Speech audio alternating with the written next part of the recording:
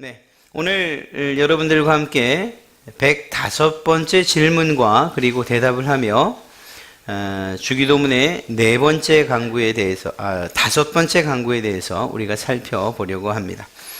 제가 질문할 테니 여러분 대답해 주십시오. 주기도의 다섯 번째 강구는 무엇을 구하는 것입니까?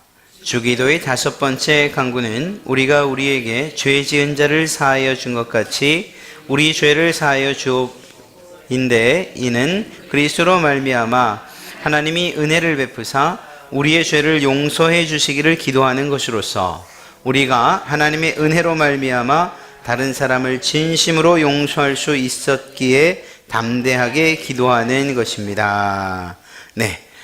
주기도문은 전반부와 후반부 각각 세 가지의 기도문의 내용을 가지고 있다고 말씀드렸죠.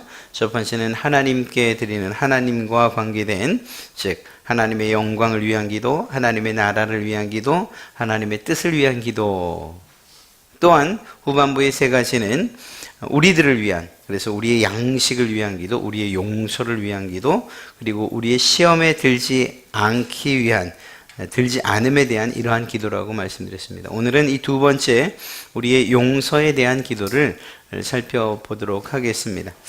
죄의 용서를 비는 기도를 우리가 오늘 공부할 텐데 이 죄의 용서함이 과연 우리에게 필요한가? 마땅히 필요한 일입니다. 그런데 이 죄의 용서를 이야기할 때 꼭 짚고 넘어가야 할 한 가지가 있습니다. 그것은 바로 인간의 상태에 관한 것인데요. 신학자, 개혁자 루터는 이렇게 말합니다. 우리는 죄인인 동시에 의인이다. 이렇게 얘기를 합니다. 죄인인 동시에 의인이다. 이 말이 과연 어떤 의미이고 또 실제 그런가 하는 것을 먼저 좀 살펴보려고 합니다. 그가 말한 의미는 신분적으로는 우리가 의인이 되는 거예요. 신분적으로는. 그러나 경험적으로는, 실제적으로 삶에 있어서는 죄인이다라는 이러한 이야기를 하는 것이죠. 죄인으로 태어난 인간의 상태가 어떠냐? 죄인으로, 모든 사람은 다 죄인으로 태어나게 되어 있지 않습니까? 태어나면서부터 죄를 가지고 있기 때문에 그를 죄인이라고 이야기합니다. 그들은 먼저 죄책을 가지고 태어납니다. 죄에 대한 책임을 반드시 지게끔 되어 있어요. 그리고 그 책임은 무엇이죠? 사망. 그래서 죄책을 가지고 태어나고 그 죄책으로 인해서 결국은 사망에 이르게 되는 것, 이것이 인간의 모습인 것입니다. 이 육신적인 사망을 이야기하는 것과 동시에 우리의 영혼조차도 하나님께로부터 버림받는 이러한 지경에 이르게 하는 것, 그것이 바로 죄책이죠. 또한 죄의 종으로 태어납니다. 이것은 죄를 실제적으로 지으면서 그렇게 살아가게 된다는 것이죠. 아울러 이 죄의 오염은 어떤 한 부분, 우리 사람의 어떤 한 부분, 예를 들어 생각에만 머무르거나 아니면 마음에만 머무른 것이 아니라 전인격적으로 지정의 모든 부분에 있어서 죄로 오염된 상태라는 그것을 이야기합니다. 그런 모습으로 태어나는 거예요, 날 때부터. 참 이쁘고 정말 죄와는 상관없을 것 같은 정말 그렇게 이쁜 아기들도, 그들도 태어나면서부터 이러한 죄책과 죄의 종으로 태어남과 그리고 전인격적으로 의지나 생각이나 마음이나 감정이나 혹은 의지까지도 모두 죄에 이미 오염되어 있는 거죠. 그래서 악하게 태어나는 것, 이것이 바로 인간의 모습이고 태어날 때의 모습인 거예요. 자, 그런데 이런 인간이 이제 예수 그리스도를 통해서 구원을 받게 됩니다. 구원을 받은 인간의 상태는 과연 어떻게 되겠는가 하는 것을 앞서 말씀드린 세 가지와 같이 비교해보며 이야기해보면 참 좋겠습니다. 먼저 죄책을 가지고 태어난다? 이러한 죄책으로부터 면제를 받게 되죠. 예수 그리스도를 믿는 것과 동시에 이러한 죄의 책임, 즉 죄의 삭은 사망입니다라는 그것이 우리와는 상관없는 일이 되게 돼요. 물론 육신의 사망을 우리가 당하게 되지만 그러나 반드시 영광스러운 부활과 함께 영원한 천국에 이르게 될 것이라는 소망을 우리는 가지고 살게 되는 것입니다. 그래서 이 죄책으로부터 면제함을 받죠. 또한 죄의 종노릇하던 그 자리에서 법적으로라고 하는 이유는 있습니다. 법적으로 해방되어서 죄의 종이 아니라 의의 종으로 하나님의 자녀로 살아갈 자격을 취득하게 되는 것입니다. 예수 그리스도를 믿는 그것과 동시에 말이죠. 또 한 가지는 이 법적으로는 이미 죄의 종에서 해방되었어요. 그래서 더 이상 신분적으로는 죄의 종이라고 말할 수 없지만, 그러나 이것이 이제 우리가 오늘 하려고 하는 이야기인데, 그렇게 예수 그리스도를 믿는 신자 안에도 여전히 죄의 세력과 오염된 상태가 남아있다는 거예요. 우리가 이것에 대해서 노르망디 작전, 상륙작전을 이야기하면서 어느 정도 말씀을 드렸었죠. 이미 우리는 죄의 문제가 해결됐어요. 그래서 신분적으로는 의의 종이고 천국에 갈 확실한 그러한 그 자격을 얻게 됐어요.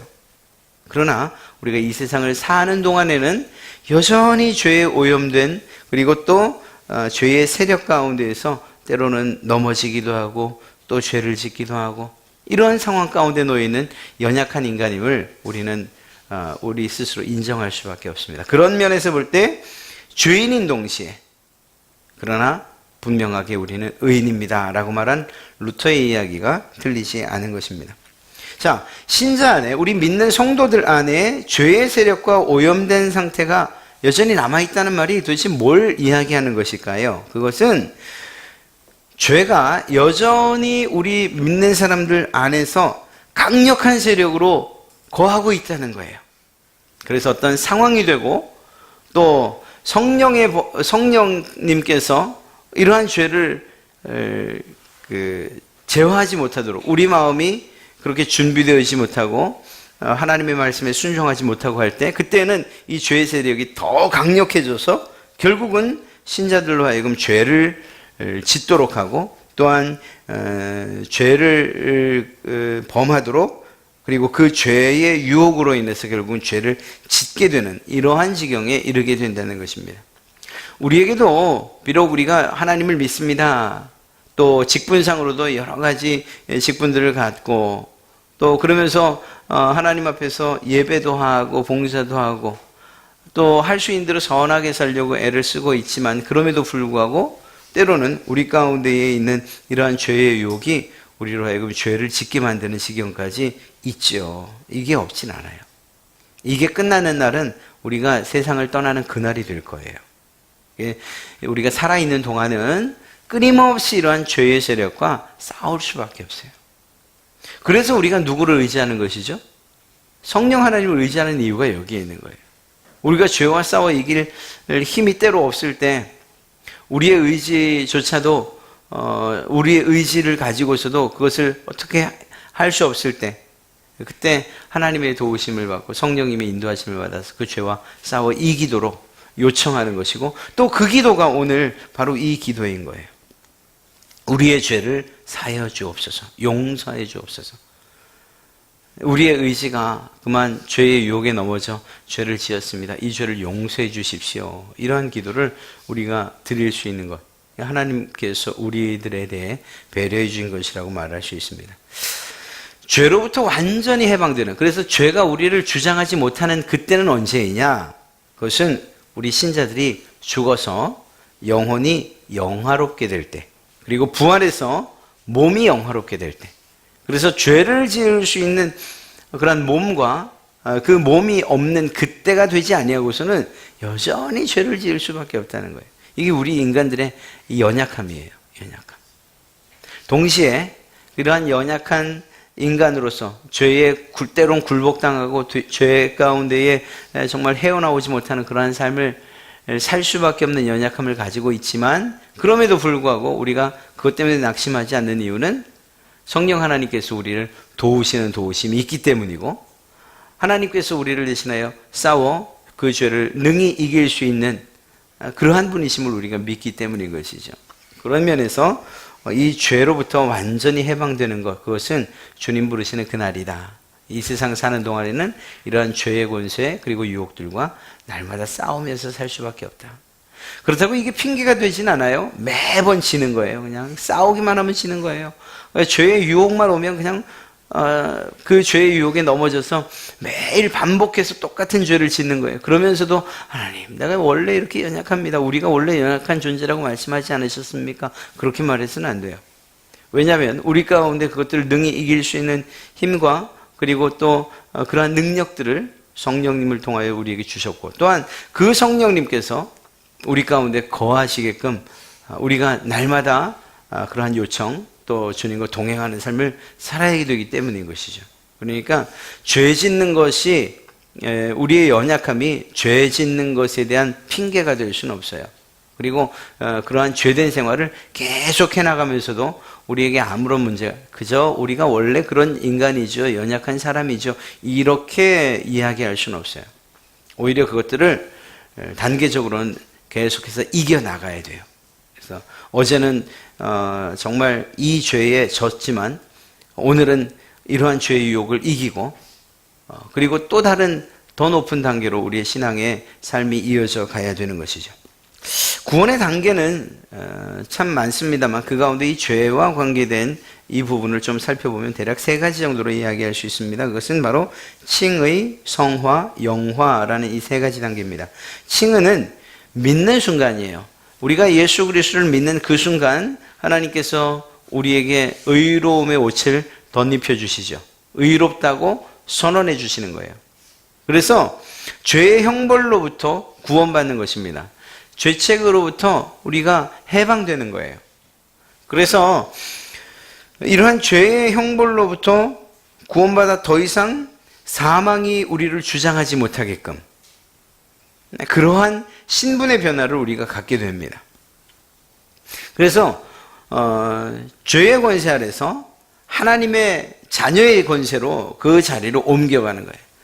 영원한 형벌의 그 자리에서 하나님께서 우리를 위하여 마련해 주신 영원한 안식으로 우리의 그 신분과 그리고 우리가 서야 할 자리가 바뀌는 거예요. 이것은 단번에 이루어지는 일입니다. 그리고 예수 그리스도를 믿는다고 믿음을 고백하는 순간 우리에게 일어나는 그 일, 이제는 하나님 앞에서 의로운 자로 불려짐을 받게 되는 거죠. 그런데 이렇게 의로운 자가 되었다 하더라도 일생 동안 우리가 애쓰고 또 고군분투해야 되는 것이 무엇이냐면 바로 성화예요.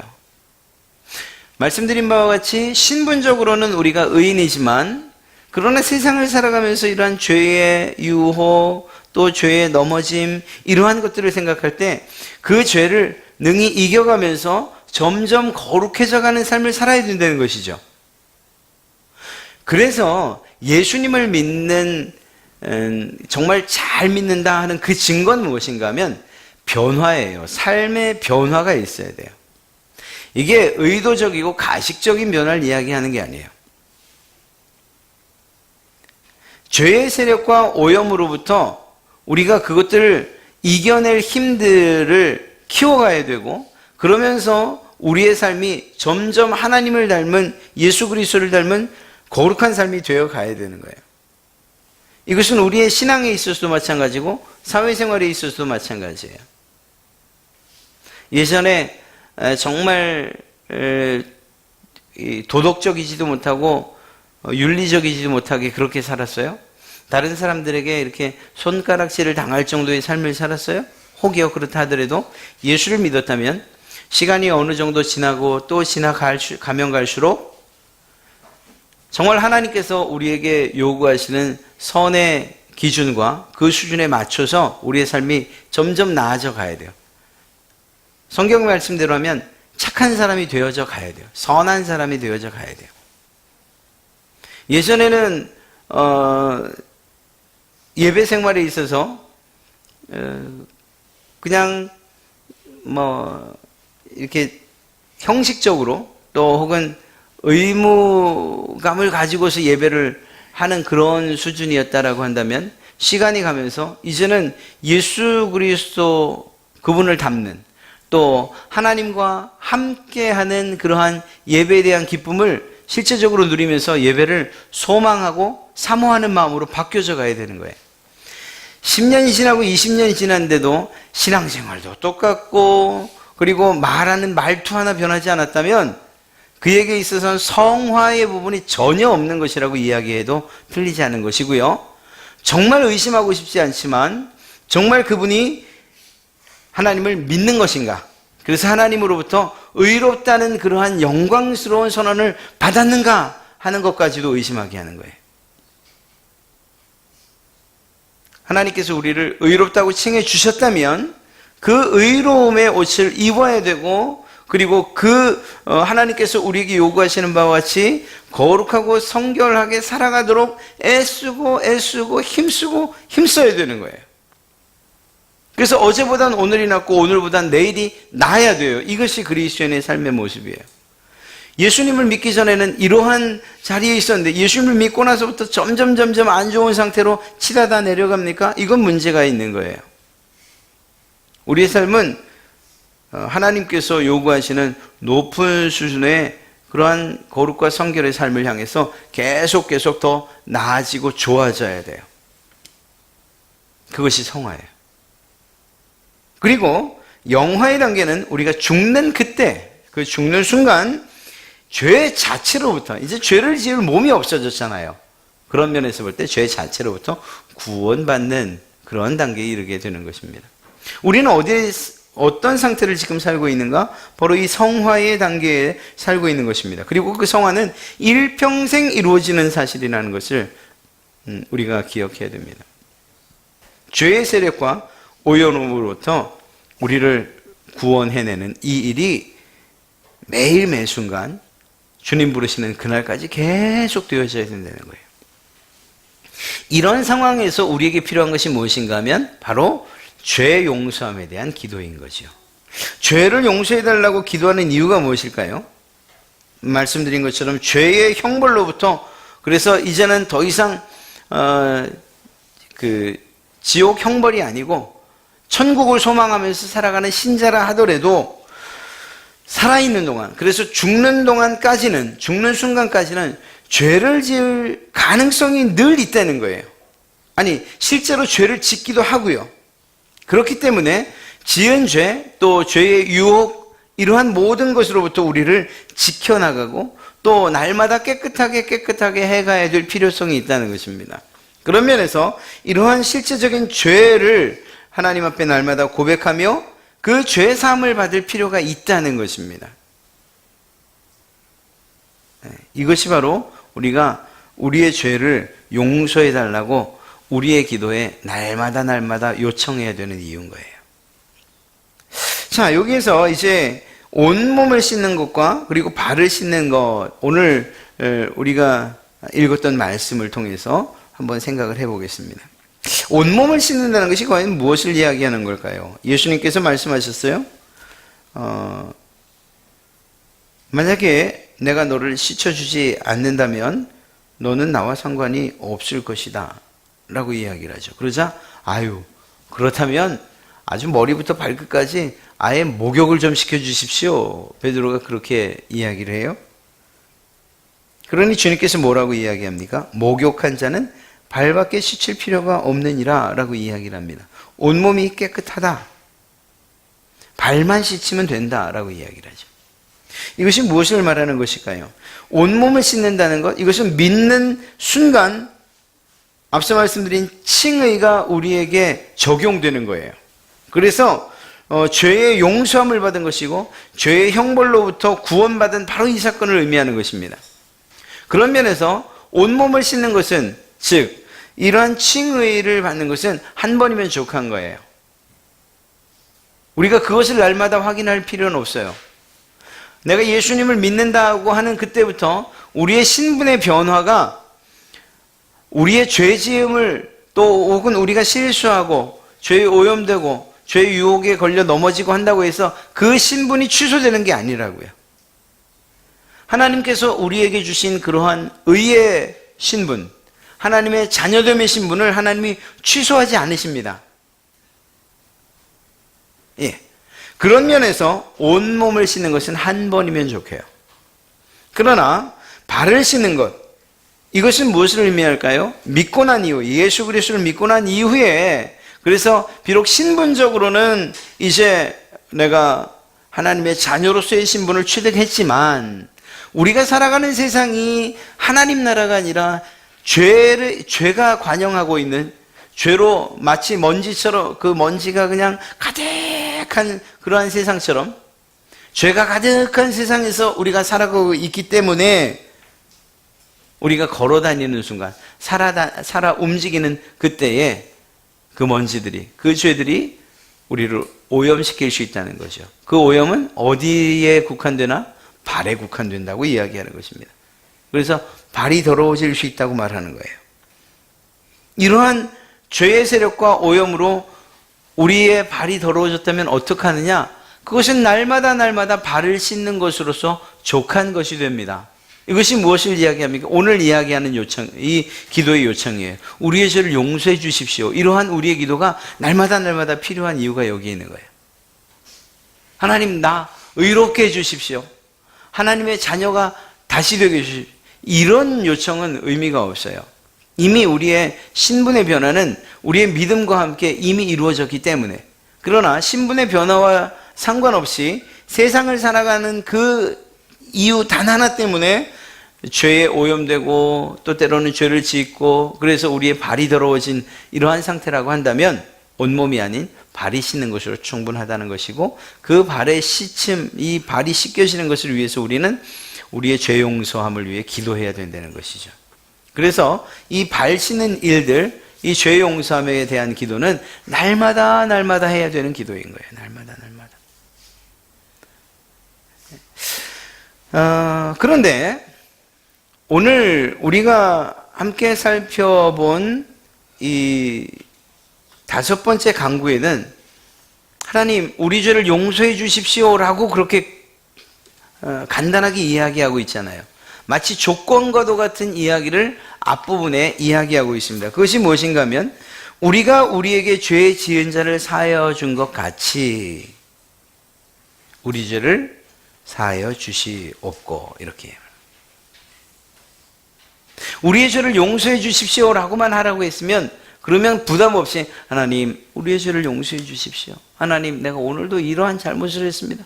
용서해 주십시오 라고 기도하면 될 텐데, 앞에 조건과도 같이 달아놓은 것이 무엇인가 하면 우리에게 죄 지은 사람을 내가 용서한 것처럼, 이런 말을 달아놓은 거예요. 이 말을 바꿔 이야기하면 내가 누군가의 죄, 나에 대해서 지은 그 사람의 죄를 내가 용서하지 않는다면 마치 하나님께서도 나의 죄를 용서하지 않으실 것이라는 그러한 뉘앙스를 우리에게 갖게 합니다. 그런데 이것이 그냥 단순하게 느낌이냐? 그건 아닌 거예요. 우리 죄를 사하여 주시옵고의 조건은 무엇이냐? 우리가 우리에게 죄 지은 자를 용서함이 된다는 것입니다. 이것은 우리의 죄에 대한 용서가 단지 하나님과 우리 사이에만 있지 않다는 것을 이야기하는 거예요. 왜일까요? 우리 사람들은 신앙생활을 하건 사회생활을 하건 가정생활을 하건 그 사람들과 관계를 맺으면서 살아가고 있기 때문이에요.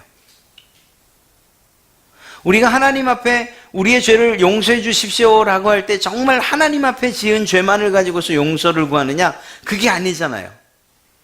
사람과 사람 사이에 생긴 문제를 가지고 우리의 용서를 구할 때가 더 많아요. 하나님, 내가 저 사람에게 정말 큰 죄를 지었는데, 저 사람과 다퉜는데, 저 사람의 마음을 아프게 했는데 이 죄를 용서해 주십시오. 하나님께서 용서하실까요? 용서하시죠. 그런데 더 중요한 것은 무엇인가 하면 그 사람과의 관계가 회복되어지는 것, 이것이 더 중요하다고 주님 말씀하시는 거예요. 1차적으로 가해자 입장에서 자신의 죄에 대한 그러한 인식이 있어야겠죠. 그리고 또 피해를 입은 사람은 그러한 죄의 인식을 가지고 용서를 구하는 자를 용서해 줘야 된다라고 말하고 있는 것입니다. 다른 사람의 죄를 용서한다라고 하는 것, 실제적으로 죄를 용서하는 그 사람의 유익을 위한 기도라고 해도 틀리지 않습니다. 무슨 말인가 하면 용서하지 않으면 용서하지 않은 상태로의 마음이 너무 무겁다. 또 그리고 그 입은 피해에 대해서 계속 생각을 하며 그 상대방의 관계가 좋아질 수 없다는 사실을 알기 때문입니다. 그냥 우리 시쳇말로 맞은 사람이 발 뻗고 잔다고 이야기하잖아요. 정말 그런지 모르겠습니다만. 그러니까 용서를 해주는 이러한 일들, 그리고 내가 다른 이들을 용서해주는 그 일은 실제적으로는 그를 위한 일이라기보단 용서해주는 사람의 평안과 그리고 또한 그 죄책으로부터의 자유함을 위해서 필요한 일이다라는 것입니다. 다른 사람을 용서해야 되는 이유가 무엇이냐라고 한다면 그것은 주님께서 그렇게 우리에게 본을 보이셨기 때문이에요. 골로새서 3장 13절부터 14절 말씀을 보면 누가 누구에게 불만이 있거든 서로 용납하여 피차 용서하되 주께서 너희를 용서하신 것 같이 너희도 그리하고. 주께서 너희를 용서하신 것 같이. 우리가 누군가를 용서해야 된다라고 할 때에 난 도저히 그럴 수 없어. 저 인간을 내가 어떻게 용서해? 라고 하는 이러한 생각이 든다라고 하면 이것을 똑같이 주님께 적용시켜 보셔요. 주님께서 나를 향해 이야기하실 때 난 결코 용서할 수 없어. 이런 짓을 한 저 녀석을 내가 어떻게 용서해? 라고 주님이 그렇게 말씀하셨다면 우리에게 소망이 없어지는 거죠. 소망이 없는 거죠. 그러나 놀랍게도 우리가 예수님에게 용서를 받을 때 이미 우리의 모습은 그 주님께 죄인의 모습이었고 그리고 연약한 자였으며 심지어는 하나님과 원수된 자였다는 사실을 기억해야 돼요. 우리가 그런 모습이었어요. 그럼에도 불구하고 주님께서 우리를 용서하셨지 않습니까? 우리의 죄를 사해 주셨지 않습니까? 그렇게 우리를 용서하신 것 같이 우리도 피차간에 용서하고 용납하는 일들이 있어야 돼요. 주님께서 이렇듯 용서의 본을 보여주셨기 때문에 우리는 이 일을 해야만 하는 것입니다. 마태복음에는 이러한 용서에 대한 이야기를 예를 들어서 예수님이 해주고 계십니다. 10,000달란트 빚진 자와 그리고 100데나리온 빚진 자의 이야기를 하고 있어요. 어떤 사람이 10,000데나리온을 빚집니다. 이건 10,000년을 일해야 버는 돈이에요. 10,000년. 살 수도 없는 그러니까 생각할 수 없는 어마어마한 그러한 부채를 안고 있는 사람이라는 거예요. 10,000년 일해야 되는. 이 사람이 주인으로부터 이 10,000달란트에 대한 빚을 탕감받습니다. 그냥 10,000달란트지만 됐다. 이제 갚지 않아도 돼. 이러한 좋은 소식을 들어요. 그런데 그렇게 좋은 소식을 들은 그가 그 자리에서 나와 길을 가다가 자기에게 100데나리온 빚진 사람을 만나게 됩니다. 100데나리온은 100일간 일한 돈이에요. 3개월. 3개월 조금 넘게 일한 돈이에요. 그런데 그 사람을 만나서 멱살을 잡고서는 그 돈을 갚으라고 이야기합니다. 안 갚어? 너 안 되겠다. 옥에 가둡니다. 그리고 갚기 전에 너 여기서 못 나와 라고 얘기합니다. 결론은 어떻게 되죠? 그 이야기를 들은 주인이 다시 그 사람을 잡아다 옥에 가두죠. 너 10,000달란트 갚기 전에 이제 못 나와. 이렇게 얘기를 합니다. 이게 뭘 의미하는 걸까요? 10,000달란트라는 것은 계산할 수 없는 값이에요. 즉 다시 말해 예수님께서 우리를 위해서 죽으시고 또한 우리의 죄와 그리고 우리의 죄책 그리고 죄의 형벌로부터 우리를 구원해 주셨어요. 이 구원의 값어치는 10,000달란트가 아니라 그 이상으로도 계산할 수 없는 값이에요. 우리의 생명의 값과도 같은 것이고 더 바꿔 말하면 예수님의 십자가에 죽으신 예수님의 피값과도 같은 것이기 때문에 계산이 되지 않는 거예요. 그러한 값을 가지고서 우리가 구원받았는데, 그렇게 죄로부터 용서함을 받았는데, 세상을 살면서 정말 얼마 되지 않는 것 같은 그러한 잘못을 내게 저지른 자를, 그러한 친구를 만났을 때 내가 그에 대해서 용서하지 않는다면, 이 말은 내가 용서받은 것에 대한 그 가치를 이미 망각하고 있는 것이라는 거예요. 내가 얼마만큼 큰 용서를 주님께로부터 받았는가에 대한 인식은 없이 그저 내가 받을 용서에 대해서만, 정말 얼마 되지 않는 이 용서에 대해서만 생각하고 있다라는 것이죠. 이 말은 무슨 말입니까?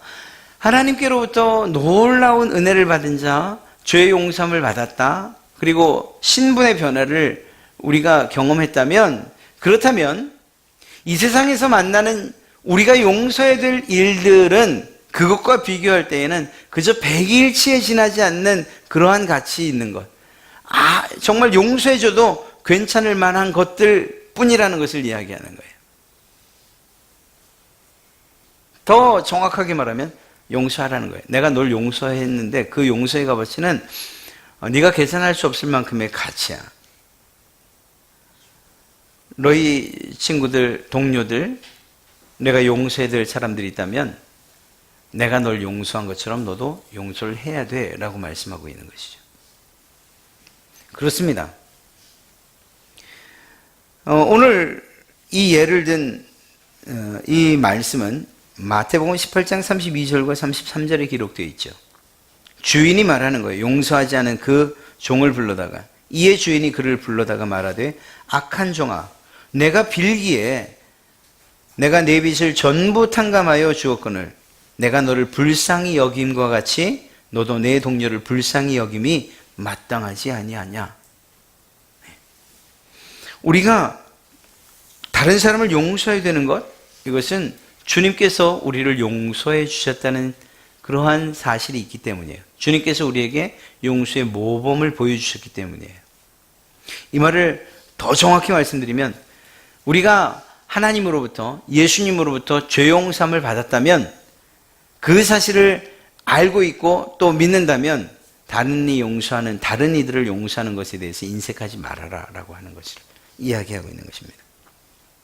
또한 용서는 다른 사람을 사랑한다고 하는 것에 대한 실제적이면서 구체적인 표현이에요. 나 너 사랑해 라고 말하면서, 근데 내가 너한테 빌려준 돈은 갚아야 돼. 물론 아니요, 받지 말라는 얘기는 아니에요. 이거 꼭 이렇게 어떤 빌리고 갚는 것으로 얘기해 죄송합니다만, 누군가를 사랑한다고 하면 그러면 용서는 자연스럽게 따라가게 되는 거예요. 교육적인 면에서 내가 너를 사랑해, 그러나 이 문제만큼 반드시 짚고 넘어가야겠어 라고 말하는 경우도 없진 않지만, 그러나 궁극적으로 원론적으로 사랑한다고 하면 그 안에 용서가 포함되어지는 것은 당연한 것이라는 것이죠. 교회 성도들 안에서도 마찬가지예요. 사랑한다고 이야기하고, 그리고 정말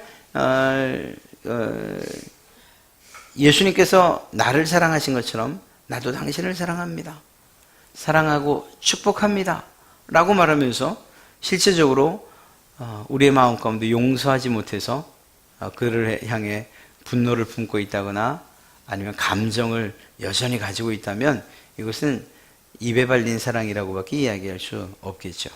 그것은 진정한 사랑이라고 말할 수 없다라는 것입니다. 또 한 가지는 마지막으로, 날마다 하나님의 용서를 체험하는 이러한 삶을 살기 위해선, 즉 주님께서 나를 용서해 주신다는 이 사실들을 날마다 경험하면서 살기 원한다면, 우리에게 죄를 범한 그 형제들의 죄를 용서해 주는 것, 이것이 선행되어야 된다는 것입니다. 주님께서도 말씀하시잖아요. 예물을 드리려고 성전으로 달려가다가 혹시 우리가 용서를 구해야 될 일이 있다면 그에게 먼저 가서 용서를 하고 그리고 다시 예물을 바치라. 이게 용서를 받을 사람에 관한 이야기만은 아닌 거예요. 용서를 해야 될 사람에게도 마찬가지인 거예요. 그런 면에서 볼 때 오늘 우리의 기도가, 주님 우리의 죄를 용서해 주십시오 라고 그저 그렇게 끝나는 것이 아니고, 내가 다른 이들의 죄를 용서해 준 것처럼 저의 죄를 용서해 주십시오 라고 해서 마치 조건과도 같은 이러한 앞에 선행의 문구를 넣어놓고 있다는 것.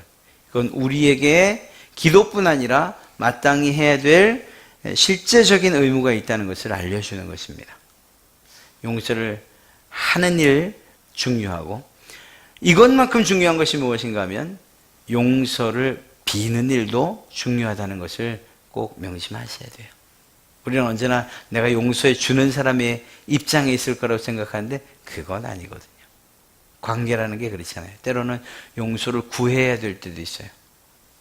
용서를 해주겠다고 맘먹는데 용서를 구하지 않아요? 그냥 허공에서 그냥 내 마음속에서만 나 용서했어 라고 해서 그 관계가 온전히 회복되나? 그건 아니에요. 더 정확하게 말하라고 하면 용서를 비는 일이 먼저 있어야 돼요. 그러면 그 책임은 용서를 해야 될 사람에게 전적으로 책임이 있게 되는 거예요. 어떻게 하시겠습니까? 이러한 둘의 관계에 여러분이 있다고 하면 적어도 그러한 용서에 대한 책임을 지고 싶지 않으시다면 그러면 먼저 용서를 구하시고 또 용서를 구하는 그 이에 대해서 용서를 하시고 하는 이런 일들이 필요한 거예요. 용서를 해주려고 기다리는데 용서를 구하지 않아요? 내 마음속에 에휴, 용서한 걸로 치지. 이건 진정한 용서라고 이야기할 수 없는 거예요.